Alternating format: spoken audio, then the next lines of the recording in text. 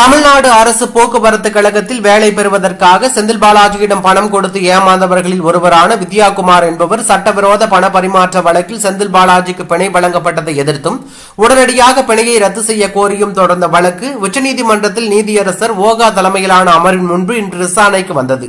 அப்போது என்ன இது, செந்தில் பாலாஜிக்கு எதிராக கடுமையான குற்றச்சாட்டுகள் உள்ளன.